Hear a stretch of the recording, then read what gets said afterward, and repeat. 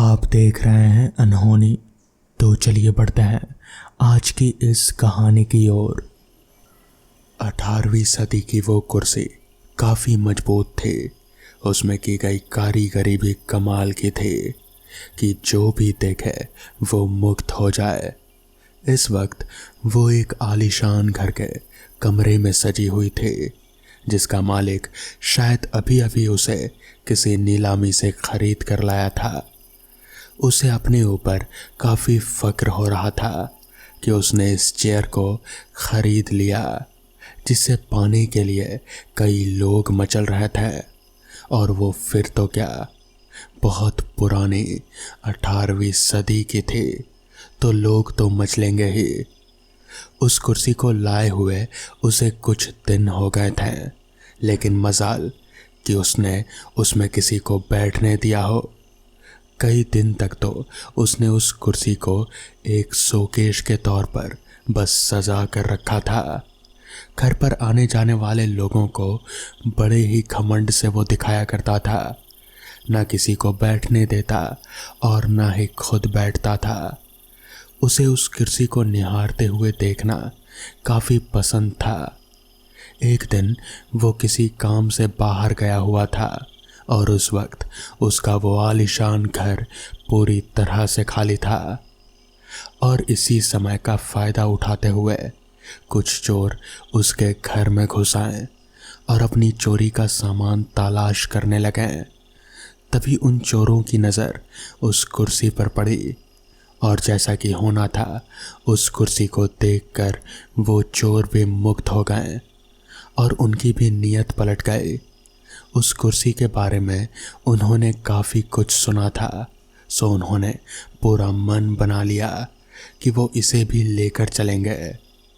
वो लोग जब उस कुर्सी को उठाने लगे तो कुर्सी अपनी जगह से हिल ही नहीं रहे थे। ये देखकर वो लोग थोड़ा हैरान तो हुए और फिर ये सोचकर कि शायद पुराने ज़माने की है और भारी भी, ये सोचकर उन्होंने रहने दिया।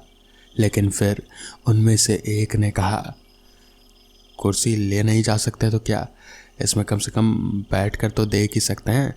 देखे तो बैठ कर कैसा लगता है, इस कुर्सी के बारे में बहुत कुछ सुन रखा है।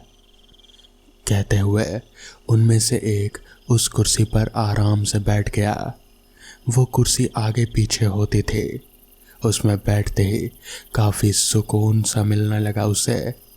और फिर वो अपनी आंखें मूंदने लगा कि उसके दूसरे दोस्त ने अचानक से उसे धक्का देकर उठाया और खुद भी वो उस कुर्सी पर बैठ गया। कुछ देर तक दोनों उस कुर्सी को निहारते रहे, उसमें बैठे। उसके बाद कुछ चीज़ें चोरी करने के बाद वो दोनों चलते बने। जब उस घर का मालिक आया तो पाया कि उसके घर पर चोरी हो चुकी थी। उसने इसकी शिकायत भी की और जल्दी उन चोरों का पता भी चल गया और बताए अनुसार पुलिस भी उस पते की ओर चल पड़ी। उन्हें उनका घर मिल गया। वो उनके घर के दरवाजे के एकदम करीब थे और जैसे ही पुलिस ने उन चोरों का घर का दरवाज़ा खोला तो सामने का जो नज़ारा था वो देखकर उस मकान मालिक के साथ साथ पुलिस भी हैरान थे।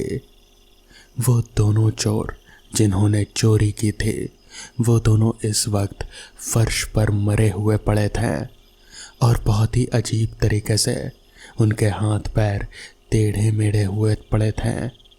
दोनों की आंखें खुली हुई थी और मुंह भी खुला हुआ था। बड़े अजीब तरीके से वो दोनों मृत पाए गए थे। ये देखकर पुलिस को बड़ा ही अजीब लगा। आसपास कुछ भी सुराग नहीं मिला और ना ही कोई वजह। खैर, मामला जल्दी ही ख़त्म हो गया। काफ़ी दिन तक वो कुर्सी उस घर की शान बढ़ाती रही और उस घर का मालिक भी बड़ा ही अकड़ता रहा उस कुर्सी के लिए। आखिरकार उसने भी एक दिन अपना मन बना ही लिया उस कुर्सी पर बैठने का। वो बैठा और कुर्सी पर बैठे बैठे ही उसे बड़ा सुकून सा लगा और उस कुर्सी पर बैठते ही उसकी नींद लग गई। इस वक्त जोर जोर से घर की बेल बज रहे थे, लेकिन दरवाज़ा नहीं खुल रहा था। शायद बाहर उस आदमी से मिलने के लिए उसका कोई दोस्त आया हुआ था। काफ़ी देर तक जब दरवाज़ा नहीं खुला तो उसने उसे फ़ोन किया और उसका फ़ोन भी उसने नहीं उठाया, तो उसे बड़ा अजीब सा लगा और उसने सिक्योरिटी की मदद से दरवाज़ा तोड़ने का तय किया। दरवाज़ा तोड़कर वो घर के अंदर घुसा। काफ़ी छानबीन करने के बाद वो ऊपर रूम की तरफ गया जो उसके दोस्त का रूम था, और जैसे ही वो रूम में गया सामने का नज़ारा देखकर उसकी चीख निकल गई। उसका दोस्त नीचे ज़मीन पर अजीबोगरीब तरीके से पड़ा हुआ था। वो मर चुका था। उसकी आंखें खुली हुई थी और मुंह भी खुला हुआ था, लेकिन वो मर चुका था और उसके बाजू में कुर्सी भी रखी हुई थी। उसका दोस्त ये सब देखकर काफ़ी चकित रह गया। कुछ दिन बाद वो कुर्सी उस घर में वैसी ही पड़ी रही। तब उसके दोस्त को एक बात मालूम पड़ी कि कुछ दिन पहले चोर भी इस घर में आए थे और वो लोग भी कुछ इसी तरह से मरे पाए गए थे। उसे इस बात की भनक लगी तो उसने थोड़ी छानबीन करने की ठानी, क्योंकि सबकी मौत लगभग एक ही तरीके से हुई थी और ये काफ़ी अजीब बात थी। इसलिए उसने उसका कारण जानना चाहा। वजह जानते जानते उसे उस नई चेयर के बारे में पता चला जो कि उसका दोस्त कुछ महीने पहले ही अपने घर पर लेकर आया था। उसे थोड़ा अजीब लगा कि जब वो मरा हुआ था तब वो कुर्सी उसके बाजू में ही थी। इसलिए उसने उस कुर्सी के बारे में पता लगाने का तय किया और काफ़ी पता लगाने के बाद वो उस जगह पहुंचा जहां वो उस कुर्सी के नीलामी में रखी गई थी। वहां पर पता करके उसे मालूम पड़ा कि उस व्यक्ति ने भी किसी जगह से खरीदा था, लेकिन उसे काफ़ी नकारात्मक ऊर्जा उस कुर्सी से महसूस हो रहे थे। इसलिए उसने उसे बेचने का फैसला किया। उसके उस दोस्त ने काफ़ी पता लगाया और काफ़ी खोजने के बाद उसे एक व्यक्ति के द्वारा पता चला कि उस कुर्सी का इतिहास काफ़ी पुराना है और जिसकी भी कुर्सी थी उसका घर जब उसके मरने के बाद काफ़ी सालों के बाद बिकने लगा तो घर खरीदने वाले ने सबसे पहले इस कुर्सी को ही अपने पास रख लिया। तब से कुर्सी ना जाने कितने लोगों के पास से गुजरती हुई तब जाकर उसके दोस्त के पास आए थे और फिर उसे मालूम पड़ा वो राज जिसे सुनकर वो सुन्न रह गया। उसे उस व्यक्ति ने बताया कि उस कुर्सी के बारे में वो काफ़ी कुछ जानता था, क्योंकि जो घर बिका हुआ था उस घर के एरिया के पास ही वो रहता था, जो कि अब काफ़ी विकसित हो चुका था। उसने अपने दादाजी से उन सब कहानियों के बारे में सुन रखा था जो बेबुनियाद बिल्कुल भी नहीं थे। उसी के तर्ज पर उसने उस दोस्त को सारी कहानी बतानी शुरू की। ये कुर्सी 18वीं शताब्दी की है जो कि कर्नल जिम मोर्न की थी। 1876 में जिम मोर्न उस समय भारत के किसी पद पर अधीन थे। ये जो कुर्सी है वो उसी की थी। उसे एंटीक चीज़ों का काफ़ी शौक़ था, इसलिए वो हर चीज़ अपने लिए अलग से ही चाहता था। तो वो चाहे पलंग हो या फिर कोई और चीज़, जो भी उसे कारीगरी से बनवा देते हैं, उसी में वो ये कुर्सी भी थी जिसे उसने बनवाया था। लेकिन बाकी सबसे ज़्यादा उसे इस कुर्सी से कुछ ज़्यादा ही लगाव था। इस कुर्सी में जो कारीगरी थी वो उसे इतनी ज़्यादा पसंद आई कि जिसने उस कुर्सी को बनाया उसे भी उसने मार दिया ताकि ऐसी कारीगरी कुर्सी वो किसी और को बनाकर ना दे। वो कुछ मानसिक रूप से थोड़ा परेशान भी था। बस अकेले उस कुर्सी पर दिन भर बैठा ही रहता। उस वजह से उसकी नौकरी भी छूट गई थी, क्योंकि उसे कुछ और सूझता नहीं था। काफ़ी हद तक वो एक मानसिक रोगी की तरह हो गया था और एक दिन उसकी कुर्सी में बैठे बैठे ही मौत हो गई। कहा जाता है कि वो मर चुका था, लेकिन उसकी आत्मा उस कुर्सी में ही रह गई जो कि सबसे उसे प्रिय थी। कई दिन तक वो कुर्सी ऐसी ही पड़ी रही, लेकिन जब उस कुर्सी पर जो भी बैठे उन सब की बड़ी अजीब तरीके से मौत हो गई थी। सबकी आंखें खुली रहती, मुंह खुले रहते और उनके शरीर टेढ़े मेढ़े हुए थे, जैसे कि उन्हें काफ़ी घुटन से मारा गया हो और हाथ पैर टेढ़े कर दिए गए हों। जब कुछ लोगों की मौत इस कुर्सी पर बैठने से हुई तो इसके नकारात्मक तथ्यों की जांच की गई। इस कुर्सी को चर्च ले जाया गया और फिर वहाँ काफ़ी निरीक्षण करने के बाद इस कुर्सी को एक नकारात्मक ऊर्जा महसूस की गई। बाद में ये बताया गया कि उस कुर्सी पर उस कर्नल की आत्मा बस चुकी है, इसलिए जो भी उस कुर्सी में बैठता है वो उन्हें मार देता है। वो उनके मन और दिमाग को भी अनियंत्रित कर देता है, जिससे कि इंसान अपनी सोचने समझने की शक्ति खो देता है और घुटन से तड़पने लगता है, अपने हाथ पैर चलाने लगता है, जिस वजह से उसकी इसी हालत में मौत हो जाती है।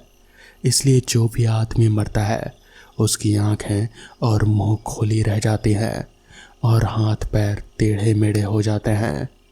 उस कर्नल को वो कुर्सी काफ़ी ज़्यादा पसंद थी, इसलिए उसे ये बिल्कुल पसंद नहीं था कि उसके अलावा कोई और इस कुर्सी पर बैठे। इसलिए जो भी इस कुर्सी पर बैठने की हिमाकत करता उसकी आत्मा उन सबको बेहद ही निर्दयी तरीके से मार देती। ये सब सुनने के बाद काफ़ी लोगों ने इस कुर्सी के प्रति डर बैठ गया था और फिर ये कुर्सी कई दिनों तक एक एंटीक शॉप में पड़ी रही। लेकिन साल दर साल और फिर सदियां बीत गई और सब लोग भी इस बात को भूल गए और आज घूम फिर कर इस कुर्सी ने वापस से लोगों की जान लेनी शुरू कर दी।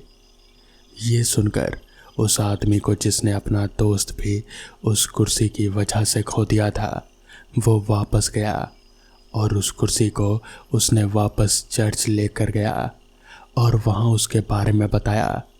मालूम करने पर पता चला कि उस कुर्सी में अभी भी नकारात्मक ऊर्जा का वास है, इसलिए कुछ विधि विधान से उस कुर्सी पर किया गया और फिर उसके बाद कुर्सी को एक म्यूज़ियम में रख दिया गया, लेकिन नीचे नहीं ऊपर लटका कर, ताकि लोग उसके बारे में जानें लेकिन बैठ ना सकें। तो दोस्तों, ये थी आज की पहली कहानी। तो चलिए बढ़ते हैं आज की दूसरी कहानी की ओर।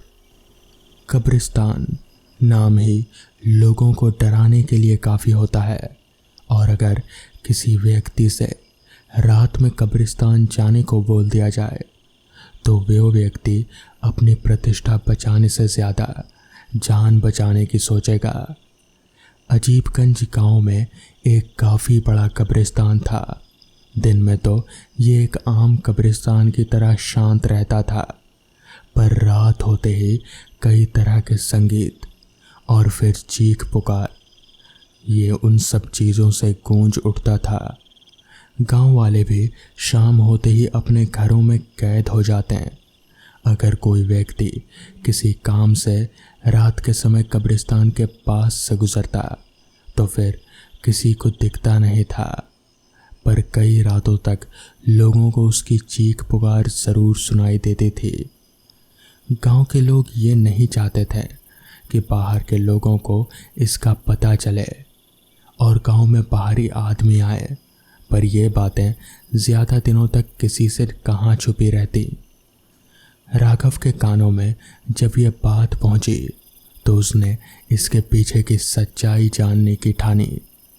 राघव एक न्यूज़ रिपोर्टर था जिसे रहस्यमयी जगहों पर जाकर उसके पीछे की सच्चाई लोगों तक पहुंचाने का शौक़ था। राघव ने सारी बातें अपने दोस्त फरहान को बताई। फरहान एक यूट्यूबर ब्लॉगर था जिसे रहस्यमय जगहों पर जाकर वीडियो बनाना अच्छा लगता था। राघव की बात सुनकर फरहान राघव के साथ अजीबगंज जाने को तय कर लिया। राघव ने सुना था कि सारी घटनाएं रात में होती है, तो उसने फरहान से कहा कि हमें ऐसे समय पर निकलना चाहिए कि रात के समय अजीबगंज पहुँचें। नियत समय पर राघव अपने कैमरामैन और फरहान के साथ अपनी कार से अजीबगंज चल दिया। करीब 3 घंटे के सफ़र के बाद तीनों अजीबगंज पहुँचे। जब उन्होंने गांव को हालत देखी तो चौंक गए, क्योंकि पूरा गांव वीरान था और सड़क पर सिर्फ कुत्ते ही दिख रहे थे। फरहान ने एक घर का दरवाज़ा खटखटाया तो अंदर से किसी ने डरी आवाज़ में फरहान से कहा, तुम लोग चले जाओ, नहीं तो सब मरोगे। काफ़ी समझाने के बाद भी उधर से दरवाज़ा नहीं खोला गया। थक हार कर तीनों आगे बढ़े ही थे कि पैरों से अपंग एक आदमी आता दिखा। राघव ने तीनों का परिचय दिया और कब्रिस्तान में जाने के लिए मदद मांगी। पहले तो अपंग आदमी ने मना कर दिया, पर जब फरहान ने उसे 500 का नोट दिखाया तो वो मान गया। उस अपंग आदमी ने कहा कि जो भी घटना होती है वो रात के 12 बजे होती है और कोई भूत प्रेत नहीं बल्कि जन्नत की हूर आती है। लोगों में डर फैला हुआ है, इसलिए नहीं तो आपने कभी ऐसी खूबसूरत औरतें नहीं देखी होगी। सबने तय किया कि रात के 12 बजे का इंतज़ार करते हैं। वो अपंग आदमी तीनों को कब्रिस्तान के पास एक जगह पर ले गया और कहा कि हम लोग यहीं इंतज़ार करेंगे। रात के 12:05 हो रहे थे। राघव और फरहान हल्की नींद में थे कि तभी संगीत की आवाज़ आनी शुरू हो गई। सबने जब कब्रिस्तान की ओर देखा तो कब्रिस्तान रोशनी से नहाया हुआ था। चारों कब्रिस्तान की ओर बढ़ने लगे। राघव और फरहान को तो होश भी नहीं रहा अपना कैमरा ऑन करने का और सभी कब्रिस्तान में और घुस गए। कब्रिस्तान की सजावट और संगीत देखकर सभी मंत्रमुग्ध थे। वहाँ घूम रही औरतों को देखकर ऐसा लग रहा था जैसे सीधे जन्नत से उतर कर आई हों। चारों कब्रिस्तान के अंदर आ चुके थे। रात के 1 बज चुके थे। चारों दुनिया से बेखबर बस सजावटों और औरतों को देखे जा रहे थे। अचानक एक औरत जिसका शरीर आग के लपटों से घिरा हुआ था दौड़ती हुई अंदर आई और दिल दहला देने वाली चीखों के साथ इधर उधर दौड़ने लगी। कब्रिस्तान में मौजूद सारे लोग ताली बजाकर ठहाके लगाने लगे। अब राघव और बाकी लोगों की निंद्रा टूटी। राघव उस औरत की मदद को जाना चाहता था, पर उस अपंग आदमी ने उसे रोक लिया और कहा कि यहाँ कुछ भी असली नहीं है। पूरा वातावरण जले हुए मांस के बदबू से भरा हुआ था। राघव और फरहान अपंग आदमी को झूठ बोलकर यहाँ लाने के लिए कुछ बोलते हैं, उससे पहले ही वो जली हुई औरत नीचे गिर गई। फिर वो खड़ी होकर बाकी लोगों के साथ हंसने लगी और औरत के जले हुए मांस के जगह सड़कर लटक रहे थे। कैमरामैन तो ये दृश्य देखकर ही बेहोश हो गया। शायद कैमरामैन दिल का मरीज था। फरहान बेहोश होते होते बचा। राघव ने फरहान को संभाला और चारों ओर देखा तो उसके होश उड़ गए। कब्रिस्तान अब रोशनी के बदले काली अंधेरी रात में घिर चुका था। सड़क पर कुत्ते बड़े जोर से रो रहे थे, मानो राघव, फरहान और बाकी लोगों की आने वाली मौत का मातम मना रहे हों। अचानक कब्रों में से भयानक आवाज़ें शुरू हो गईं। तभी राघव ने पीछे से आती आवाज़ सुनी। राघव ने मोबाइल के टॉर्च की लाइट में पीछे मुड़कर देखा तो उसकी चीख निकल गई। कैमरामैन की लाश 2 भयानक जीव खा रहे थे और अपनी लाल आंखों से राघव और फरहान को घूर रहे थे। तीनों कब्रिस्तान से बाहर भागने लगे। तभी राघव को लगा जैसे वो अपंग इंसान गायब हो गया हो। कुछ आगे जाने पर एक बड़े से नाखून वाले हाथ ने कब्र में फरहान को खींच लिया। फरहान की चीख कब्रिस्तान में गूंज उठी। भागते भागते राघव किसी चीज से टकराया और ज़मीन पर गिर पड़ा। सुबह लोगों को सड़क पर एक गाड़ी और कब्रिस्तान में 3 नई कब्रें दिखी जो रात का हाल बयां कर रहे थे। पुलिस आई पर कुछ भी सबूत हाथ नहीं लगा और गांव के लोग कुछ बोलने को राजी नहीं थे। पुलिस ने राघव, फरहान और कैमरामैन को गुमशुदा करार कर दिया और अजीबगंज से चले गए। कुछ दिनों बाद 4 दोस्त रास्ता भटककर उस गांव में पहुंच गए। रात के 9 बज रहे थे और चारों आपस में बातें ही कर रहे थे कि अब क्या करना चाहिए। तभी एक इंसान ने उनके कार के दरवाजे को खटखटाया और कहा, साहब, यहाँ रात में अजीब चीज़ें दिखती हैं। चारों दोस्त आपसी सहमति से उस इंसान के पीछे चल दिए। वो इंसान लंगड़ा कर धीरे धीरे उनके आगे चलता हुआ उन्हें जन्नत के हूरों में बताता जा रहा था और मुस्कुरा रहा था।